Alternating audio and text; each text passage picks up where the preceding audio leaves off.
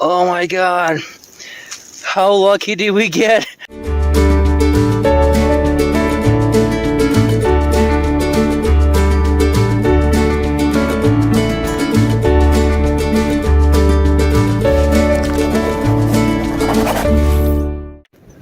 Fun day Monday.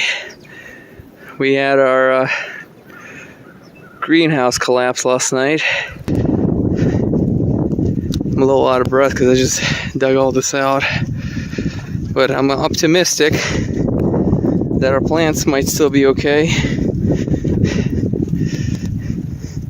Now they are dormant for the winter. They go dormant.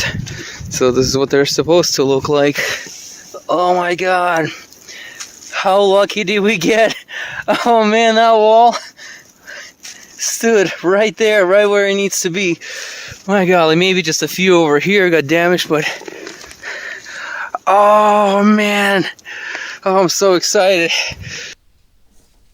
So this is the Amazon Malcolm 26 by 10 by 6.6 feet greenhouse with a large gardening plant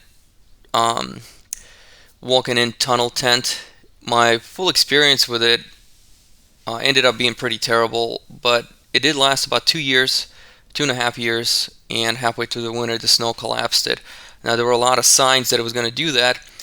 For one, from all the moisture inside of it, a lot of the inner structure started to rust. You could see it pretty clearly where the bolts were.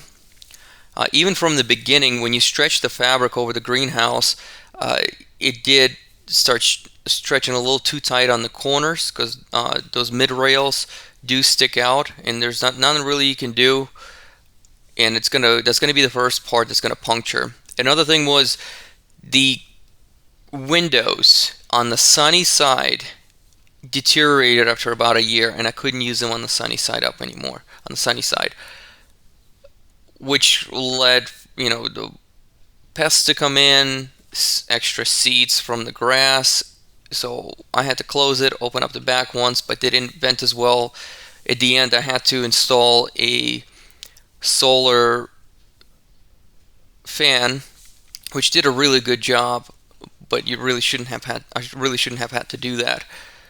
When the greenhouse collapsed, it kind of buckled in, and just to clean up itself is just absolutely dreadful.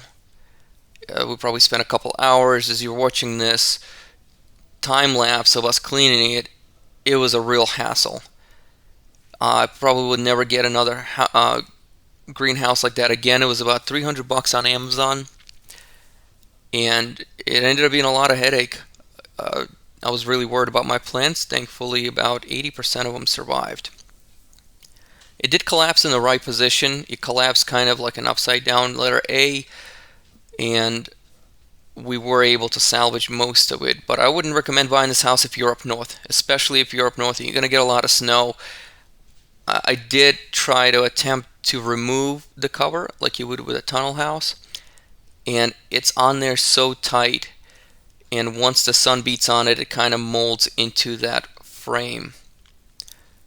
So if you're in the north, you probably shouldn't get it, but even the UV was beating up the fabric. After 2.5 years, I thought maybe the fabric would last me maybe one more year and it would be done. So you're paying $100 a year for a greenhouse that's going to last you maybe 3 years.